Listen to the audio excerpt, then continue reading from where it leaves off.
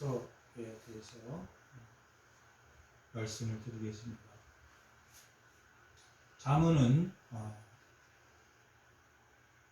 바늘잠자를 써서 찌르는 말, 결국 교훈과 훈계와 징계를 말합니다. 그런데 이 잠언을 기록한 사람이 솔로몬으로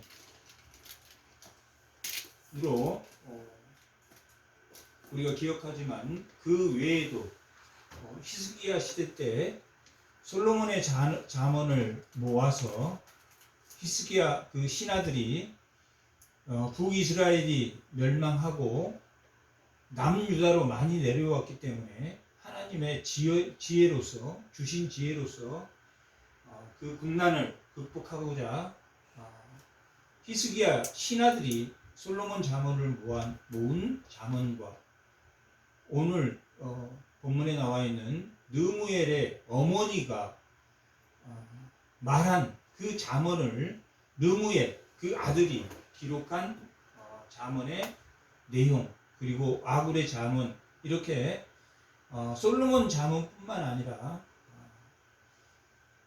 히스기야 신하들이 솔로몬의 잠언을 모아서 나라를 통치하는데 사용했던 잠언, 그다음 느무엘이란 그 아들에게 그 어미가 줬던 잠언, 아굴의 잠언. 아굴은 자기 두 자녀에게 잠언을 훈계, 가르침을 주었던 내용이 30장의 내용입니다.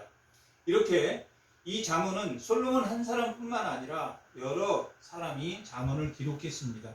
방금 말했듯이 이 잠언을 기록한 목적은 우리 삶에서 어떻게 우리가 살아가는데 얼만큼 지혜롭게 살 수 있는가, 우리가 살면서 슬기롭게 살 수 있는가, 우리가 근신하며 우리가 그 하나님의 말씀의 지혜로 우리가 얼만큼 우리의 삶을 평안하게 살아가는가 할 때 주는 지혜가 잠언의 지혜라고 할 수 있습니다. 잠언은 크게 두 개로 나누어서 볼 수 있는데 1장과 9장까지가 아버지가 아들에게 준 지혜, 다윗이 솔로몬에게 준 지혜를 솔로몬이 모아서 기록한 아들에게 준 지혜를 1장부터 9장까지 기록되어 있고, 이 지혜는 훈계와 가르침, 하지 말라 등으로 되어 있어서 주로 1장에서 9장까지는 이 아들을 가르치는 훈계로 되어 있는 10개의 가르침, 그리고 지혜의 가르침이 무엇인지 지혜의 찬가를 통해서 이 지혜가 무엇인지를, 이 지혜를 통해서 우리가 그 가르침을 밟고 올바르게 사는, 슬기롭게 이 삶을 슬기롭게 사는 것이 목적이라고 했으니, 교훈도, 아들에게 준 교훈도 뭘 위해서 잠언을 썼습니까? 뭘 위해서 잠을 썼다 그랬습니까? 우리의 삶을 뭐 하기 위해서? 평안하게 하기 위해서, 우리의 삶이 슬기롭게 하기 위해서, 예배를 잘 드리려고. 지혜의 말씀은 예배, 이 교회 안에서 하나님 말씀을 듣는 곳에서 이 잠언의 말씀을 알기 위한 것이 아니라, 이 잠언의 말씀은 어디에 사용할 수 있도록 일상의 삶을 더 평강하게 하기 위해서. 우리의 영혼은 쉼이 있습니까 없습니까? 우리의 영혼은 쉼이 있습니까 없습니까? 눈이 떠져 있을 때는 이 영혼이 계속 움직입니까 움직이지 않습니까? 계속 움직입니다. 우리의 몸은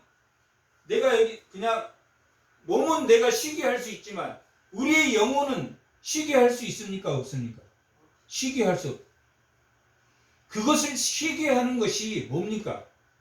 우리가 성경에서 그것을 우리의 영혼을 평안히 평강 가운데 쉬게 하는 것을 뭐라고 그럽니까? 안식이라고.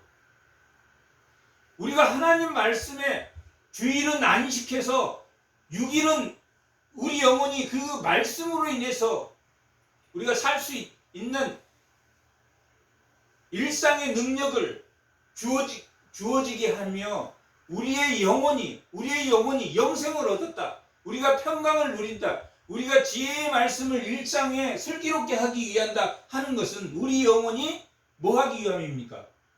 생명을 얻기 위해. 쉼을 위해서. 우리 영혼이 쉼을 위해서. 왜 쉬지 못합니까?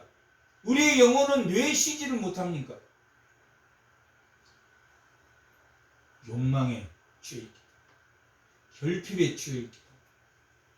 우리 인간은 이 세상 예수님, 삼위 하나님을 제외한 모든 인간은 뭘 가지고 있습니까? 결핍을 가지고 있다. 부족함을 가지고 있다. 뭔가 얻으려고 하는 그 욕심이 있다. 그것은 에덴 동산에서 창세기 2장 15장에 에덴을 경작하게 했다 하는 그 노동에는 쉼이 있습니까? 없습니까? 거기에는 하나님이 에덴을 경작하게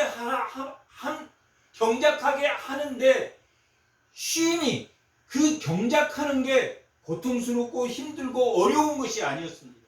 언제부터 그 경작이 노동이 어려워졌습니까? 우리에게 쉼을 범죄한 이유. 범죄한 이후에는 뭘 해야 우리가 열매를 얻는다고 했습니까? 수고를 해야지.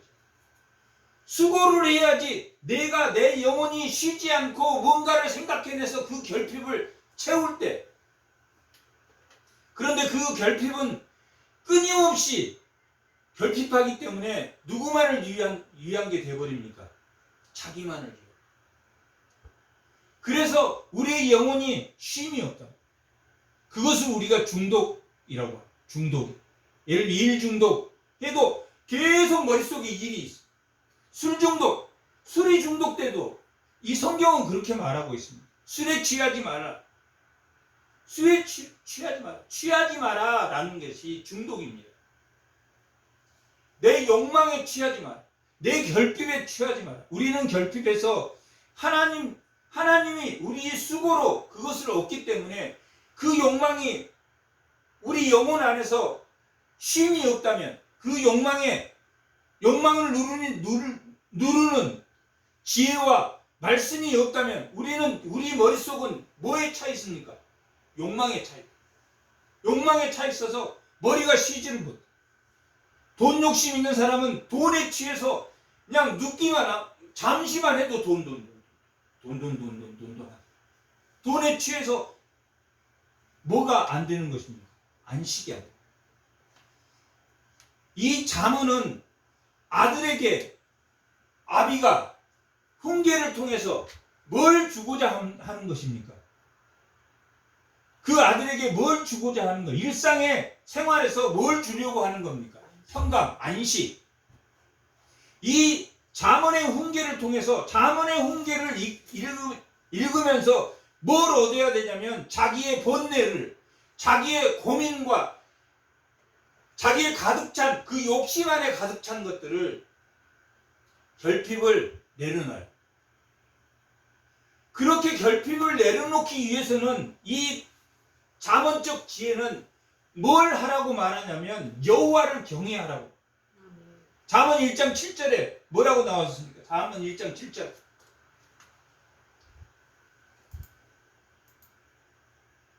다 같이. 여호와를 경외하는 것이 지식의 근본이다. 여호와를 경외하는 것이, 하나님을 경외하는 삶이 우리에게 뭘 준다는 이야기입니까? 안식을 준다. 우리에게 평강을 준다. 안식을 준다. 여호와를 경외하는 것이, 그러면 여호와를 경외하는 것이 지혜인데, 여호와를 경외하는 것이 지혜. 그 지혜가 우리에게 뭘 준다고 그랬습니까? 안식을 준다.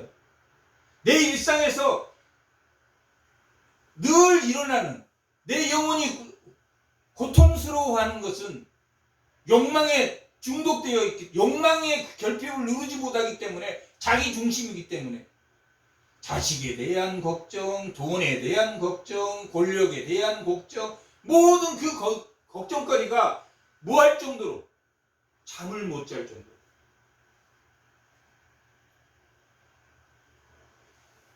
그럴 때 여호와를 경외하는 것이 지혜다. 지혜가 너에게 하나님의 말씀, 이 지혜는 다시 말하면 말씀이기도 합니다.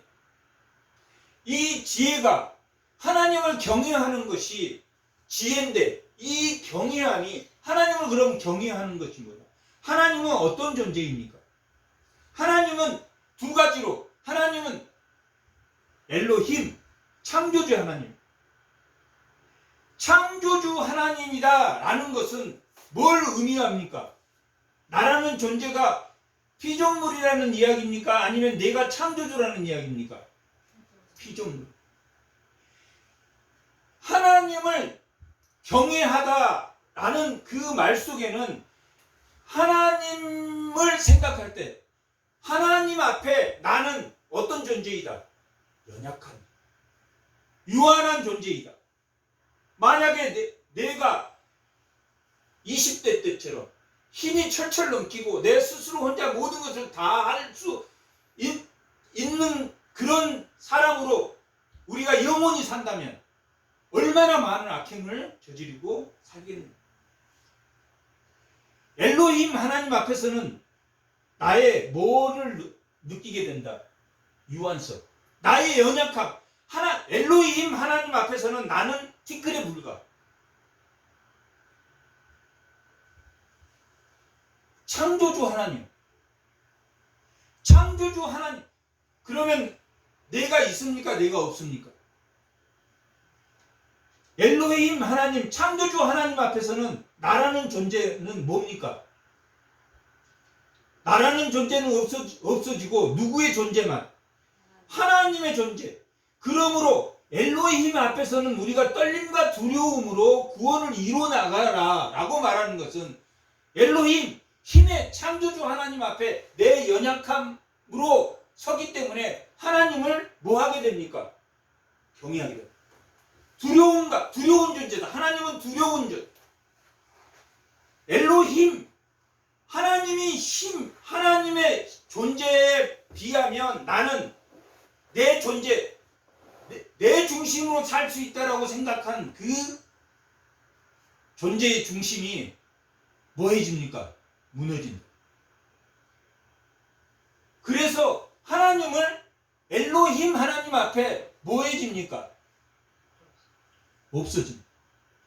나라는 연약한 존재, 하나님, 엘로힘 하나님 앞에서는 내가 유한하고 연약하다.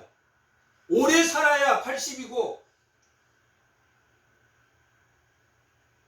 그 연수가 70밖에 안 되는 그 유한한 존재라는 것을 깨닫게 된다. 창조주 하나님 앞에서는 내가 유한한 존재이므로 떨림과 두려움으로 하나님을 뭐하게 됩니까? 경배하게 됩니다. 경외하게 됩니다.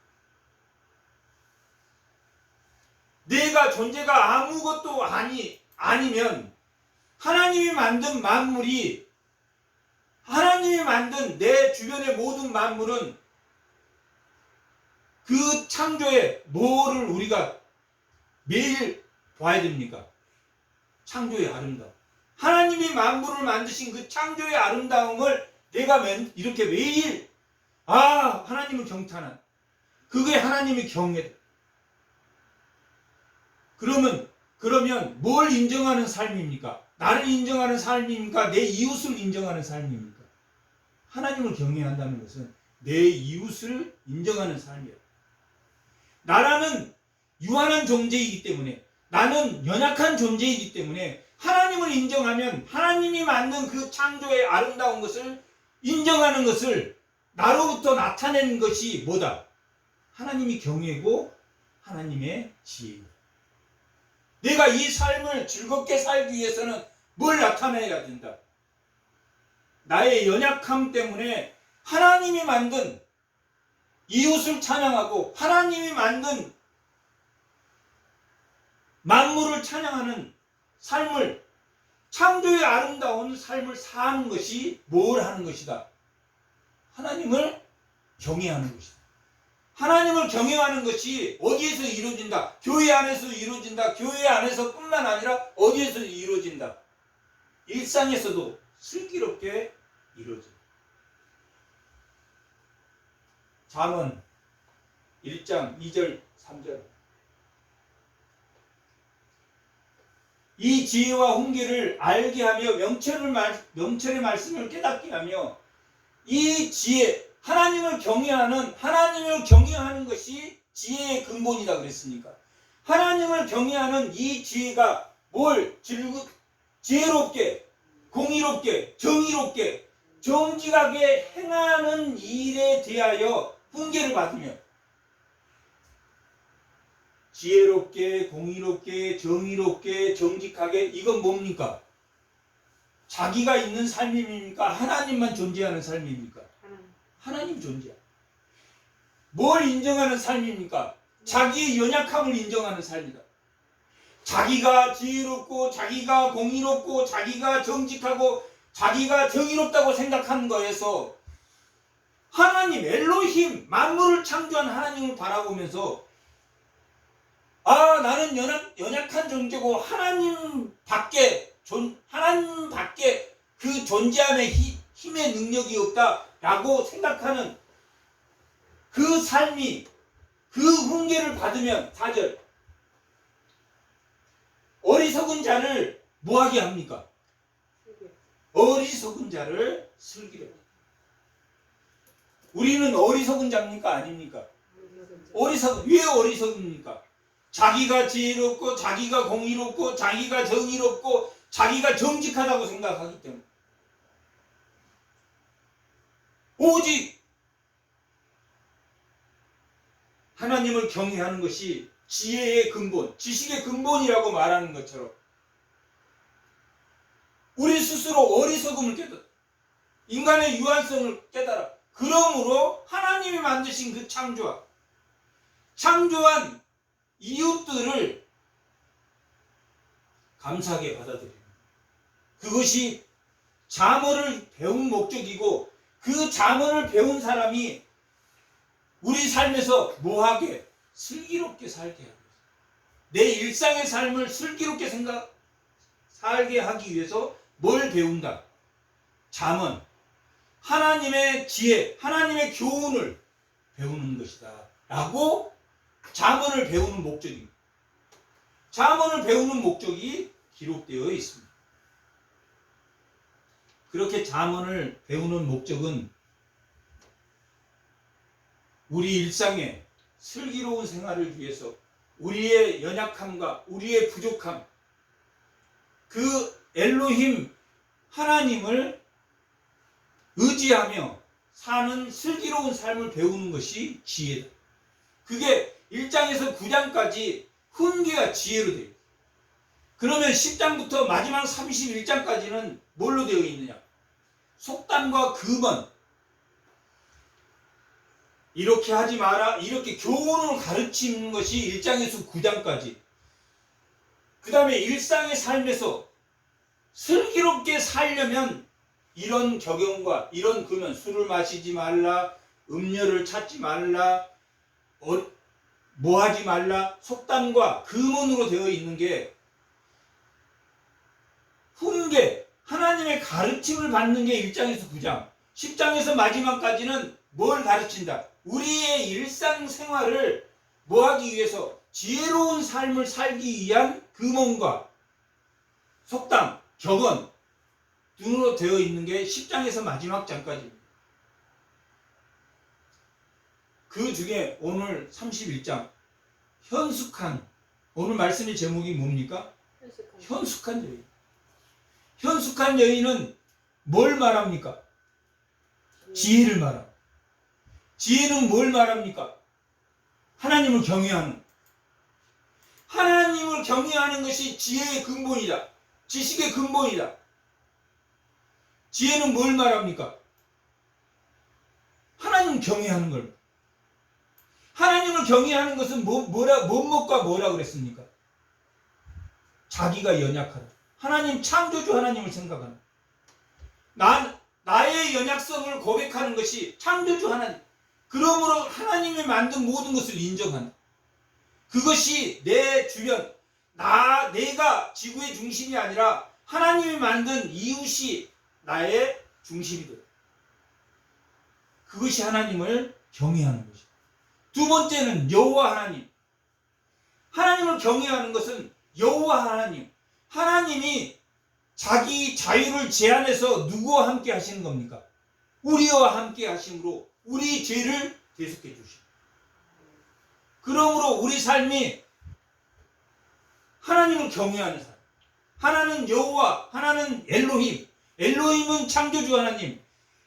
여호와 하나님은 언약을 통해서 하나님이 자기 자유를 제한해서 우리를 구속해 준 사건. 하나님이 구태여 하나님의 아들을 죽여서 이 땅에 와서 우리를 심판하지 않고 우리를 택한 자로 삼으셔서 그 구원의 하나님.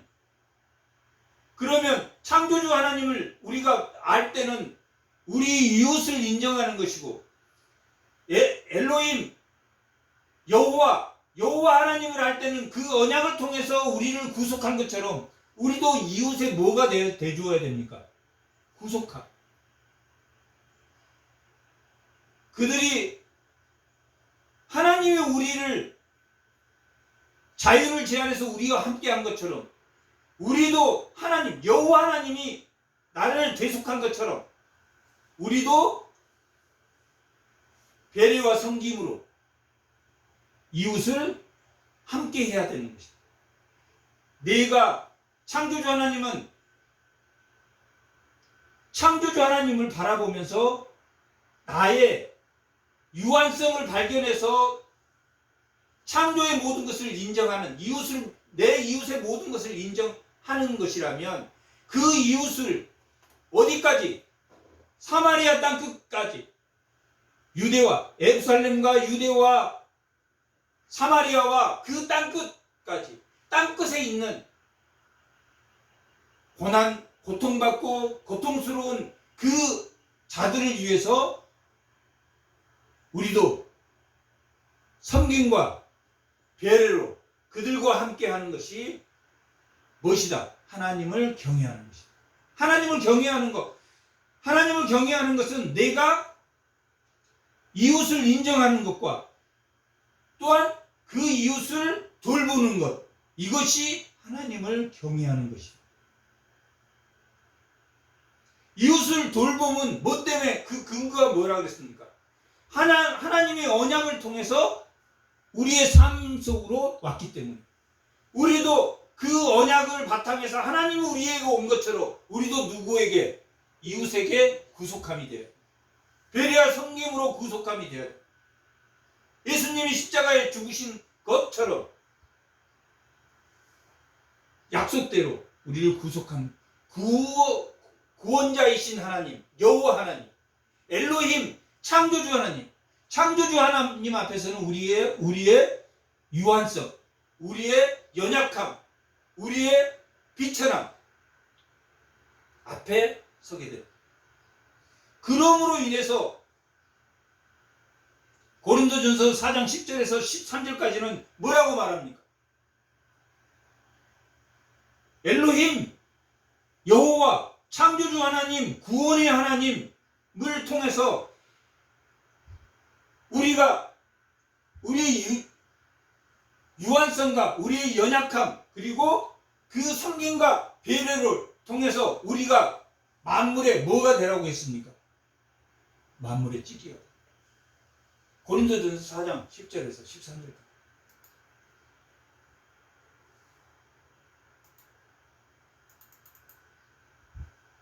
다 같이 읽어보겠습니다. 우리는 그리스도 때문에 어리석어도 됩니까? 안 됩니까? 네. 된다. 누가 있기 때문에? 창조주 하나님과 구원주 하나님이 나에게 있기 때문에 내가 어리석어. 다른 사람이 보면 어리석어. 구원의 도가, 십자가의 도가 구원받는 우리에게는 어리석지 않지만 구원받 멸망하는 자에게는 어리석게 보인다. 어리석게 보인다. 어리석게 보이지만 내가 어리석게 보이는 손해를 배려와 섬김을 할 수 있는 것은 누가 있기 때문에 하나님을 경외하는 엘로힘 하나님과 창조주 하나님과 구원주 하나님 여호와 언약을 통해서 우리와 함께 하신 그 하나님이 있기 때문에 우리가 어리석어도 된다. 아멘. 너희는 그리스도 안에서 지혜롭고 우리는 그들은 믿지 않는 믿음이 약한 자들은 그리스도 안에서 지혜로워 이리 빠지고 저리 빠지고 자기 욕구를 채우면서도 다 하나님으로 포장한. 그러나 우리는 그리스도 창조주 하나님과 구원주가 있는 우리는 약하나 너희는 강하고 너희는 종기하나 예수 믿는다고 가진 종기를 다 받아. 그러나 예수 믿는 사람 우리는 비천함. 왜 비천합니까? 예수님이 뭐라 그랬습니까? 마태복음 5장 10절 11절에 뭐라 그랬습니까? 너희가 박해를 받아. 너희가 의롭게 행동하면 너희가 박해를 받을 것이다. 너희는 박해를 받는다 할지라도 너희가 비천하게 된다 할지라도 너의 중심이 누구다? 하나님을 경외함. 그 경외 속에는 창조주 하나님과 여호와 하나님이 있기 때문에 내재하는 하나님이 있기 때문에 능력의 하나님이 있기 때문에 바로 이 시간까지 우리가 줄이고 목마르고 매맞으며 정처가 없고 또 수고하고 친히 손으로 일하며 모욕을 당한 즉 축복하고 박해를 받은 즉 참고 비방을 받은 즉 권면하니 우리가 지금까지 세상에 더러운 것과 만물의 무엇처럼 살았습니까? 만물의 찌끼처럼. 만물의 찌끼처럼 살아도 뭘 알기 때문에 흔들리지 않습니까? 하나님을 경외하는.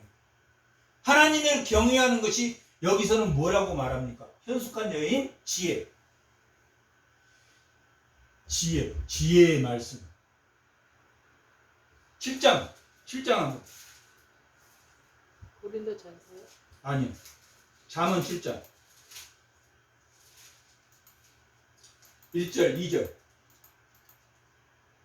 아들아 내 말을 지키며 내 명을 간직하라.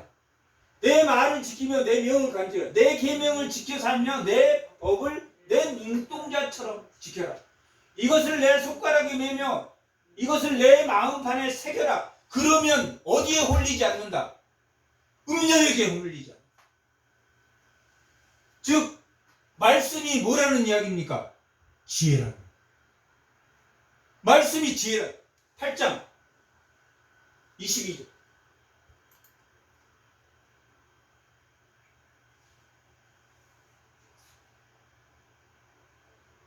8장 30절. 다 같이 한번 읽어보겠습니다. 내가 그 곁에 있어서 창조자가 되어. 여기는 내가가 누굽니까? 지혜. 31장에는 뭐라고 표현되어 있습니까? 현숙한 여인, 지혜의 여인은 뭘 말하냐면 지혜를 말합니다. 지혜를 의인화해서 부르는, 사람화해서 지혜를 부르는. 왜 사람화해서 지혜를 부르는지, 내가 그 곁에 있어서, 지혜가 그 곁에 있어서 창조자가 되었다. 지혜가 뭘 했다는 이야기입니까? 창조했다. 하나님이 뭘로 창조했습니까? 하나님이 태초에 뭘로 창조했습니까? 말씀으로 창조했다. 내가 그 곁에서 창조주가 되어 말씀이 되어 날마다 그의 기뻐하신 바가 되었으며 항상 그 앞에서 즐거워하였으며, 지혜 속에는 지혜가 창조했다. 그 내용이 22절부터 20. 여호와께서는 그 조화의 시작 곧 태초에 일하시기 전에 나를 지혜를 가지셨으며 반세기 전부터 최초부터 땅이 생기기 전부터 내가 세움을 받았나니 아직 가다가 생기기도 않았을 때 뭐가 있었다? 지혜가 있었다. 말씀이 있었다. 지혜가 창조주다 라고 말하고 있는 것은 지혜가 뭐다? 말씀이다. 지혜가 말씀이다.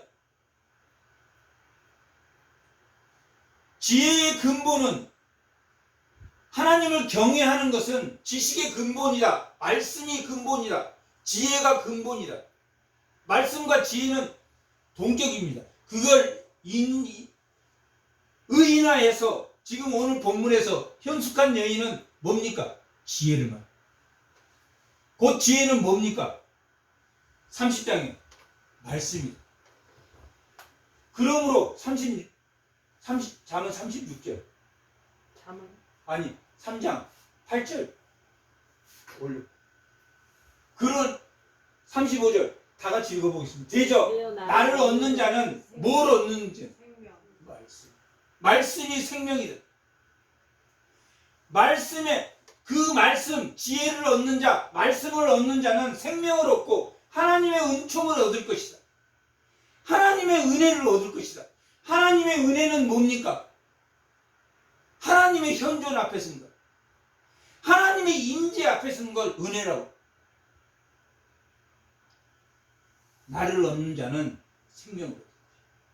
그러나 나를 잃은 자는, 말씀을 잃은 자, 지혜를 잃은 자는 자기 영혼을 해하는 자라. 나를 미워하는 자고 뭐에 이릅니까? 사망을 사랑하는. 사망이 이르게. 욕심이 잉태하면 뭐가 됩니까? 죄를 낳고. 죄는 또 뭡니까? 사망을 낳게 됩니다.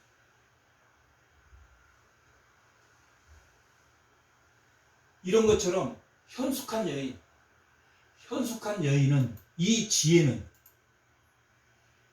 이 현숙한 여인과 함께 있으면, 이 현숙한 여인이 내 일상을 나로 하여금 뭐하게 해준다?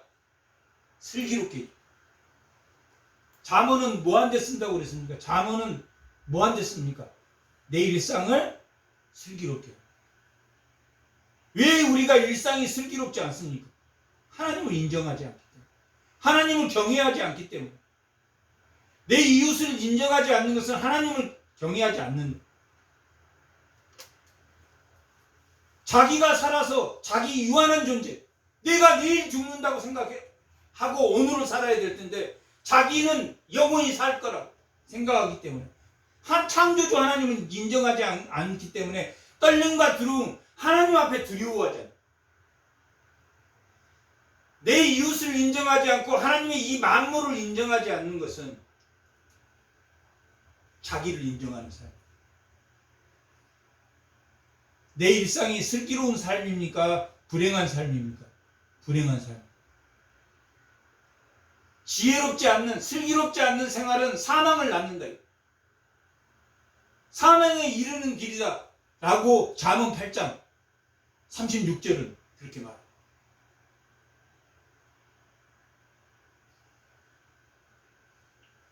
이 잠언의 뜻이 뭡니까? 훈계, 가르침. 토라의 뜻이 가르침입니다. 찔러 깨우는. 뭐하고 있어서 찔러 깨웁니까? 하나님을 경외하지 않기 때문에 찔러서 깜짝 놀라서 깨어나게. 야, 창조주 하나님, 너 별 볼 일 없네. 너는 피조물이야. 너는 유한한 존재야. 그것을 하나님이 계속 찔러준다. 잠언. 어디에서? 교회 안에서, 일상에서. 교회 안에서뿐만 아니라 어디에서도. 교회 밖에서.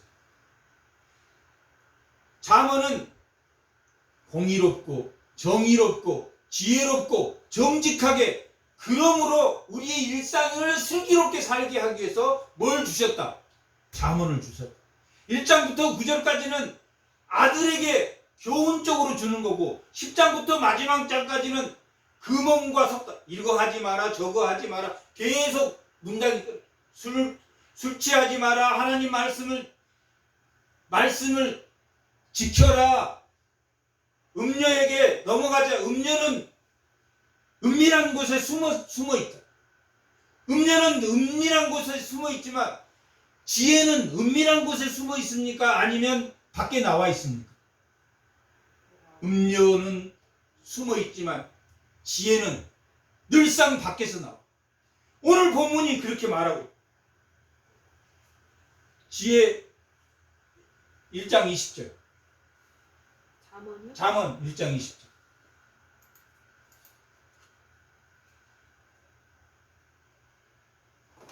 지혜가 어디에서 있습니까? 길거리에서 부르며 광장에서 소리를 높이며 시끄러운 길목에서 소리를 지르며 성문 어곽과 성중에서 그 소리를 발하여 이르되 너희 어리석은 자들아. 자, 이 지혜는 어디에 있습니까? 시끄럽게 한다.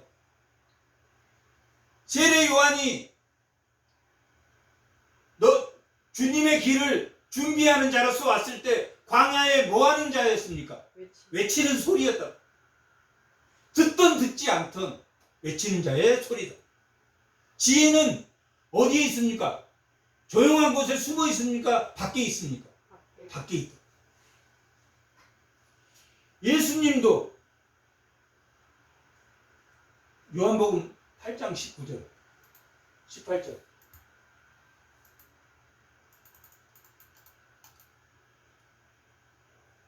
다 같이 한번 읽어보겠습니다. 19절. 이에 그들이 묻되 내 아버지가 어디 있느냐? 예수께서 대답하시되 너희는 나를 알지 못하고 내 아버지도 알지 못하는도다. 나를 알았더라면 내 아버지도 알았으리라. 이 말씀은 성전에서 가르치실 때 헌금 앞에서 하셨으나 잡는 사람이 많으니 이는 그의 때가 아직 이르지 아니하였음이라. 어디서 했습니까? 성전하면서 했다. 사람들이 있는데 지혜는 그런 것이. 지혜는 어디에 있습니까? 밖에 있다. 안에도 있고 밖에도 있다. 숨어 있습니까? 나와 있습니까? 나와 있다. 지혜는 나와 있다라고 기록돼요. 21절. 다시 이르되 내가 가리니 너희가 나를 찾다가 너희 죄 가운데 죽겠고 나는 가는 곳에는 너희가 오지 못하리라 라고 있습니다. 이건 십자가의 길로 갈 것을 예고하는 내용. 그러나 예수님은 숨어서 하는 게 아니라 지혜는 하나님의 말씀은 어디에 있다? 내 거리에 나와 있다.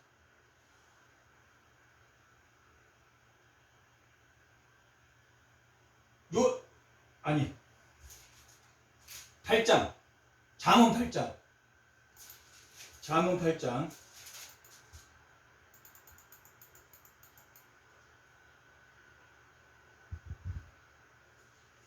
2절 3절.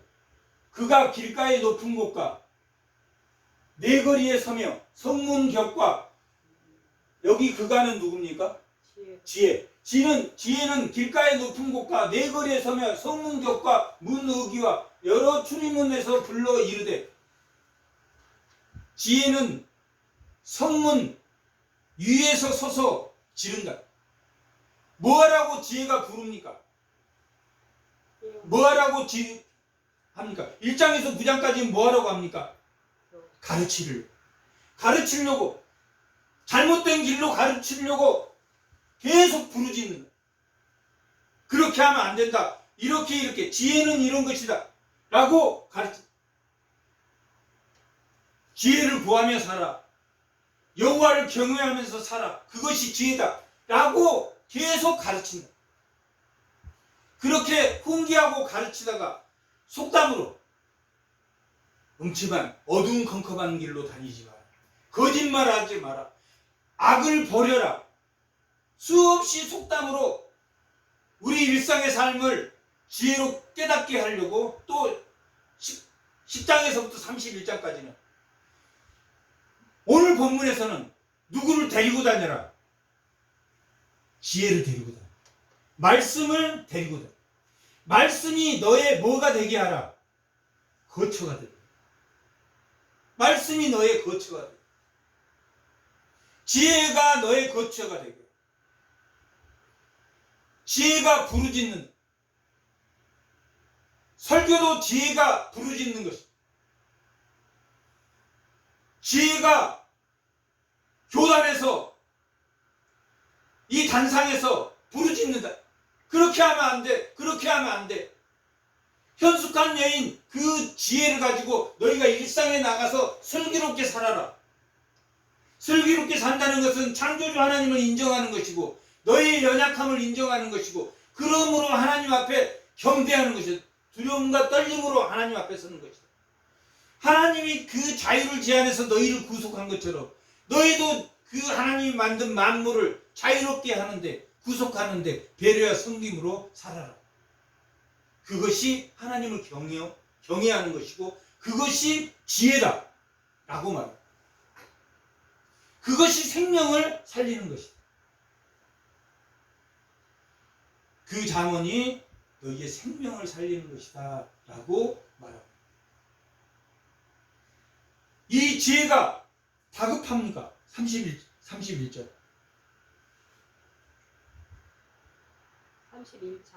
아, 31편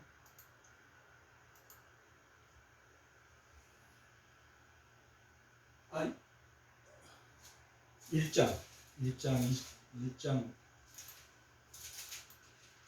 1장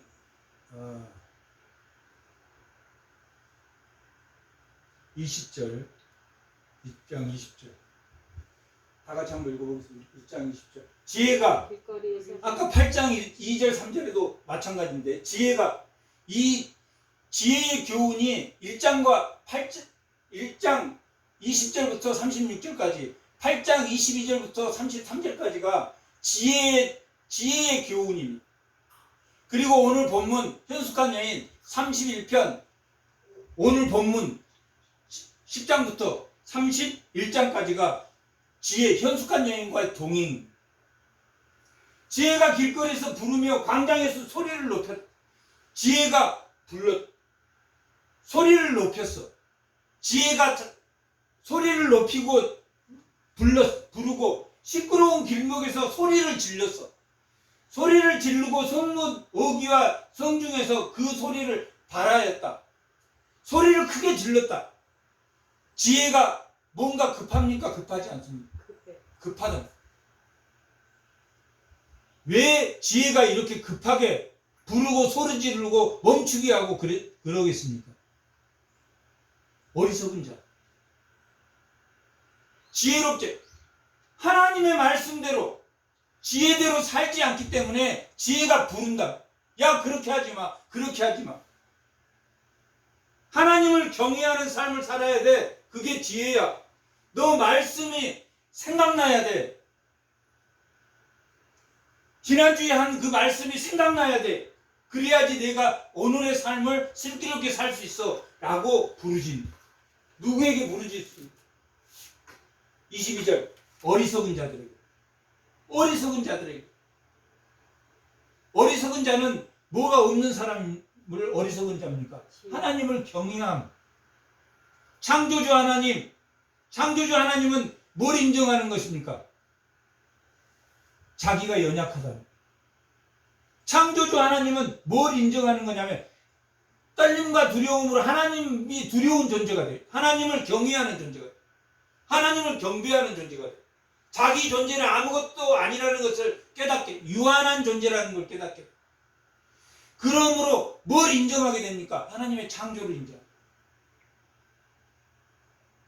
이 세상에 나 혼자만 서 있다고 생각해. 하나님의 창조물이었고 나 혼자만 서 있다면 그것이 어리석은 자. 자기 혼자만 서 있다고. 어리석은 자. 그러기 위해서는 지혜를 너희가 가져야 되고 그 지혜 속에는 뭐가 들었다? 즐거움, 기쁨이 들었다라고 오늘 본문은 그렇게 말합니다. 잠언 30장, 31장 10절 현숙한 여인, 지혜를 찾아 얻겠느냐? 누가 현숙한 여인을 찾아 얻겠느냐? 하나님을 경외하겠느냐? 창조주 하나님을 인정하겠느냐? 구원의 하나님을 인정하겠느냐? 현숙한 지혜를 찾아 얻겠느냐? 지혜와 함께 동행한다는 것은 하나님을 인정하는 삶입니다. 하나님을 인정하지 않고 내 이웃을 인정하지 않고 자기밖에 모르면서 나는 하나님 믿어 하나님 경외해 그렇게 말하니까 그걸 어리석은 자라고 합니다. 그 어리석은 자는 뭐에 중독된 사람? 돈에 중독된 사람, 권력에 중독된 사람. 하나님이 만든 이웃을 깎아내리면서 자기가 올라가는 사람. 그 영혼이 쉼이 있다 없다? 쉼이 없어. 평강이 없어. 계속 걱정거려. 앉으면 돈 걱정, 앉으면 걱정거려.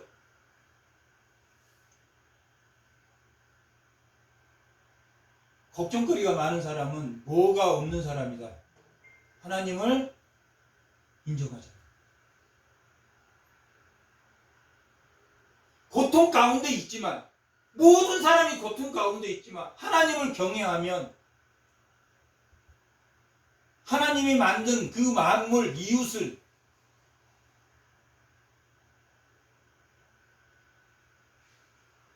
바라보게 됩니다. 현숙한 여인을 얻겠느냐? 현숙한 여인 지혜를 갖고 사는 게 쉽지 않다. 쉽지 않다. 그런데 그 현숙한 여인 속에는 뭐가 들어있습니까? 공의와 정의가 들어있다. 부자나 가난한 사람이나 예수 믿는 사람이나 예수 믿지 않는 사람이나 공평하게 재판해야 되는 정의와 예수 믿지 않는 사람이나 예수 믿는 사람이나 하나님의 긍휼로 바라보는 하나님에게 돌아올 수 있는 길을 열어주는 것이 공의다라고 말했어요. 정의는 보편적, 일반적인 법, 윤리. 착한 사람이나 나쁜 사람이나 착한 사람이라 하더라도 죄를 졌으면 그 죄값이 있는 공평하게 해야 되는 것이 정의고, 공의는 하나님의 헤세드, 하나님의 현존의 사랑이 그 정의로, 정의 안에 긍휼이 포함되어 있는, 자비가 포함되어 있는 것이 공의다. 그 값은 무엇보다 진주보다, 진주라는 것은 그냥 값어치로 따질 수 없을 만큼 뭐가? 지혜가, 하나님의 말씀이 그 말씀대로 하나님을 경외하는 그 지혜가 값어치가 있는 것입니다. 11절 그런 자의 남편의 마음은 지혜를 가지고 있는 그 이웃은 지혜를 가지고 있는 자의 그 이웃의 마음은 지혜를 믿나니 사람이 핍절하지 아니하겠습니다. 지혜를 믿고 하나님의 말씀 그 경외하고 하나님을 경외하고 하면 뭘 하지 않는다. 핍절하지 않는다. 그런데 자기가 중심이 되면 많은 것을 얻었다 할지라도 핍절할 수밖에 없어요. 그것은 뭐하기 때문에 뭐가 쉬지를 못하고입니까? 영혼이 쉬지를 못해요. 자문적 지혜가 없으면 하나님을 경외하는 것이 없으면 뭐가 쉬지를 못한다. 강팍해지면 영혼이 쉬지를 못해. 영혼이 쉬지를 못해. 계속 미워하는 마음밖에 안 돼. 악을 미워해.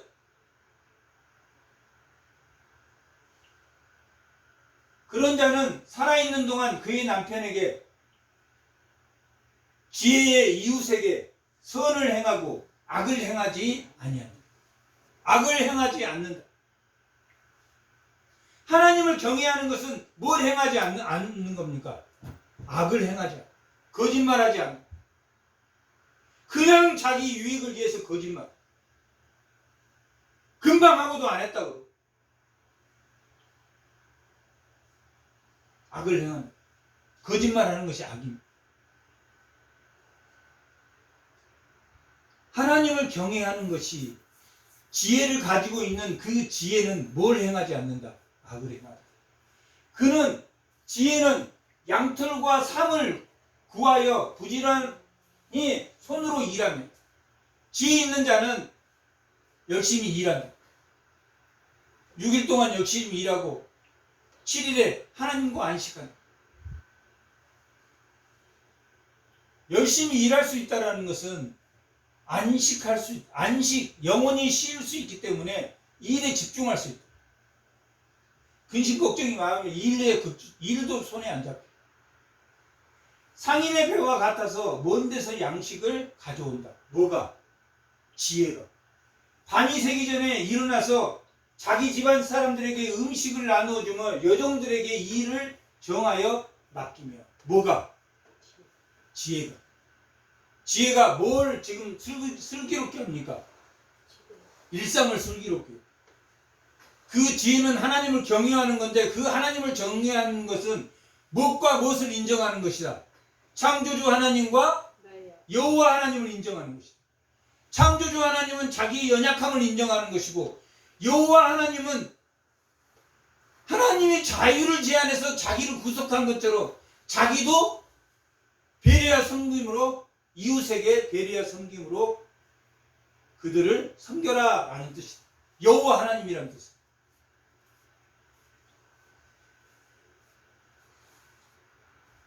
그래서 그 지혜는 우리 일상을 뭐하게 해준다? 슬기롭게 해준다. 내 일상을 슬기롭게. 16절, 밭을 살펴보고 사며 자기의 손으로 본 것을 가지고 포도원을 이룬다. 자기가 본 것으로 포도원을 이룬다. 힘이 있게 허리를 묶이며 자신의 팔을 강하게 하며. 뭐가 이렇다는 이야기입니까? 지혜가. 지혜가 내 일상을 튼튼하게 해준다. 견고하게 해준다. 하나님의 말씀이 나를 견고하게 해준다. 여호와를 경외하는 것이 지혜의 근본인데, 그 경외함이 하나님 창조주를 인정하고 여호와 하나님을 인정했더니 힘이 있게 되고 허리를 묶으며 자기의 팔을 강하게 하고, 자기의 장사가 잘 되는 줄 깨닫고 밤에 등불을 끄지 아니하고 열심히 일하고, 손으로 손뭉치를 들고 손가락으로 가락을 잡으며 실을 잡으며, 손으로 물레를 들고 손가락으로 실을 잡으며, 그는 공부한 자에게 손을 펴며 궁핍한 자를 위하여 손을 내밀며. 노하는 자가, 지혜 있는 자가 누구를 섬기고 배려한다? 이웃을 섬기고 배려한다. 그것은 예수님이, 하나님이 자기를 제안해서 누구와 함께 했기 때문에, 우리와 배려와 섬김으로 우리와 함께 한 것처럼 우리도 누구와 함께 한다? 이웃을 함께 하는 것이다. 공부한 자의 손을 내며 지혜 있는 자, 하나님을 경외하는 자, 지혜 있는 자를 하나님을 경외하는 자고 말씀이 있는 자다. 그는 공부한 자에게 손을 펴며 궁핍한 자를 위하여 손을 내밀며. 21절, 자기 집 사람들은 다 홍색 옷을 입으며 따뜻하게 옷을 입으며. 당시에 홍색 옷은 이 투툼한 옷, 따뜻한 옷을 막 입으며, 따뜻한 옷을 입었으므로 눈이 와도, 겨울에 눈이 많이 와도 그는 자기 집 사람들을 위하여 염려하지 아니한다. 지금 이 사람은 영원히 쉬고 있는 것 같습니까? 아니면 영원히 계속 복잡합니까? 자기 자식들 근심하고 이게 근심하는 게 아니라 근심하지 않는다. 뭐하면? 하나님을 인정합니다. 22절, 그는 자기를 위하여 아름다운 이불을 지으며 세마포와 자색옷을 입는다. 하나님의 은혜가 허락된 삶, 하나님의 은혜가 허락된 삶 살게 됩니다. 그의 남편은 그 땅의 장로들과 함께 성문에 앉으며 사람들에게 인정을 받는다. 지혜의 이웃은 그 땅에 믿는 자들과 함께 성문에 앉아서 인정받는다. 누가 인정받았습니까? 룻이 인정받았다. 룻이 보아스에게 인정받았다. 처음 인애보다 나중 인애가 더 크다 라고 룻기 3장 10절에는 그렇게 기록돼요. 처음 인애는 뭐가 처음 인애였습니까? 시부모를 봉양하는, 시부모를 봉양, 자기 젊음을 희생하고 시부모를 봉양하는 그 첫 번째 인애였습니다. 1장 8절.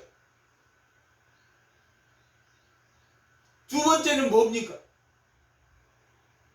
그 가족의 대를 잇기 위해서 고엘제도를 통해서 그 집안의 자손을 들여서 그 집안을 다시 세울 수 있게 그렇게 하기 위해서 기업 물을 여인이 됐다. 그러나 보아스가 두 번째 기업 물을 자로서 두 번째 친족이었다. 첫 번째 친족이 기업 물으라고 그랬더니 물으겠다고 했습니까? 물으지 않겠다고 했습니다. 나는 물으지 않겠다. 그래서 그를 사장에서 아무개에게 보아스는 이름이 있지만 그는 아무개에게 기업을 물으라고 했더니 걔는 그 아무개는 기업을 물으지 않겠다고. 이방 여인도 그 기업을 물으기 위한 그 인의 헤세드를 가지고 그 집안을, 결혼한 그 남편의 집안을 세우려고 했는데 하물며 그 아무개는 기업을 물을 의무가 있었는데 자기가 손해보니까 의무를 저버리잖아요. 그것이 헤세드. 그 장로들과 함께 성문에 앉으며 그 사람들이 인정을 받았다. 누가 인정을 받았습니까? 룻이 3장 14절에 룻 내가 성읍에서 3장 13절 내가 성읍에서 너희가 현숙한 여인이라고 이미 인정을 받았다.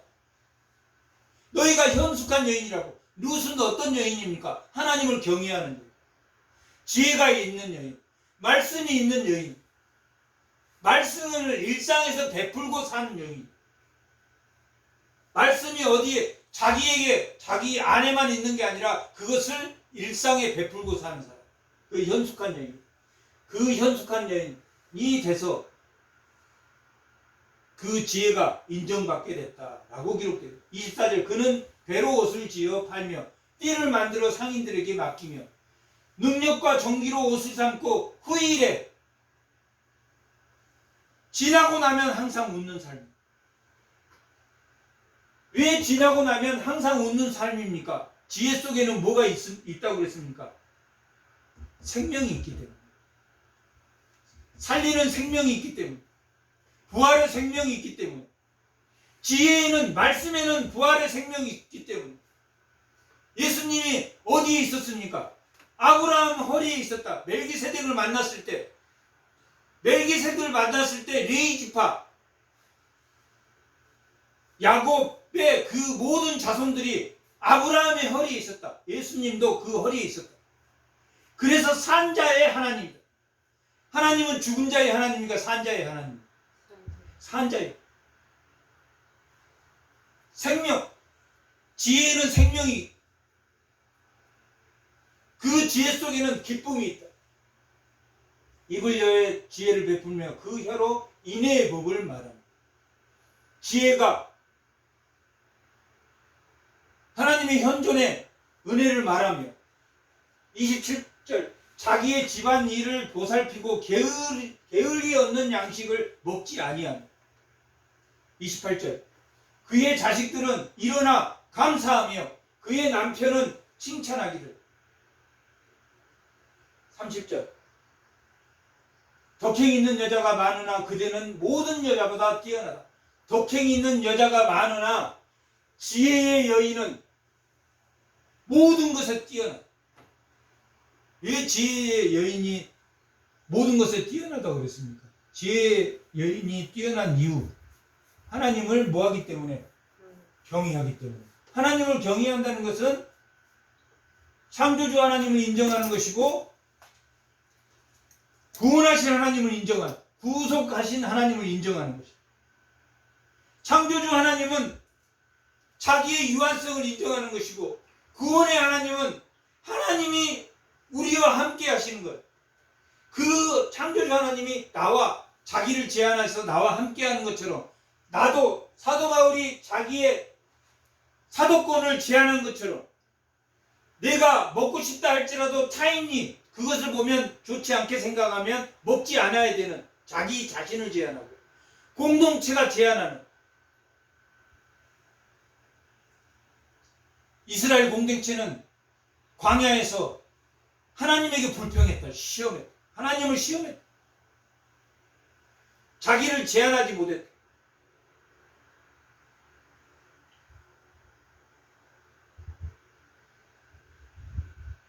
그런 지혜는 뛰어나다. 그런 지혜, 하나님을 경외하는 그 지혜는 내 삶이 내 일상을 슬기롭게 하니까 뛰어나다. 30절, 고운 것도 거짓되고 아름다운 것도 헛되다. 이 세상의 모든 것은 헛되고 헛된 것이다. 전도서에서 말한 것처럼 해 아래 수고하는 것은 모두 다 헛되고 헛되니 헛되고 헛되며 헛되니라 라고 말.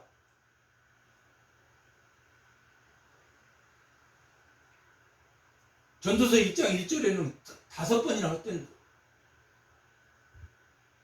고운 것도 거짓되고 아름다운 것도 헛되니 오직 뭐하는 것만, 여호와를 경외하는 지혜가 칭찬을 받을 것이다. 1장 7절 여호와를 경외하는 것이 지식의 근본이라고 말하고, 마지막 31장에는 뭐로 끝납니까? 여호와를 경외하는 지혜가 칭찬을 받을 것이다. 여호와를 경외하는 것으로 잠언의 시작과 잠언의 끝을 인크루지오 되어, 여호와를 경외하는 것이 지혜다라고 인크루즈 되어 있다. 그러면 여호와를 지혜하는 것이 뭐라고 했습니까? 창조주 하나님을 인정하는 것, 또 여호와 하나님을 인정하는 것. 여호와를 경외해. 나는 여호와를 경외해. 그런데 이웃을 돌볼 마음 하나도 없어. 그게 여호와를 경외하지 않는다라고 이 잠언은 가르치고, 그의 손의 열매가 그에게 돌아갈 것이며 그의 행한 일로 말미암아 성문에서 칭찬을 받으리라. 지혜는 열매가 있다 없다? 있다. 지혜는 열매가 있다. 그러나 보기에는 지혜롭지 않게 보고 약하게 보이고, 강하지 않고 약하게 보이고, 미련하게 보이고, 만물의 찌키처럼 되는 것 같지만 지혜는 뭐가 있다? 열매가 있다. 지혜에는 열매가 있다. 약한 것처럼 보이나, 미련한 것처럼 보이나, 십자가의 도가 미련한 것처럼 보이나,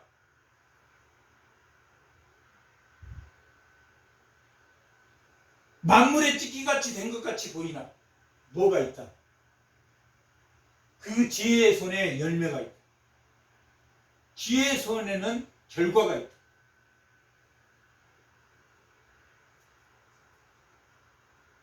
하나님을 경외하는 그 지혜가 우리의 일상의 삶을 슬기롭게 하는 그런 지혜로운 성도들이 다 되시기 바랍니다. 잠깐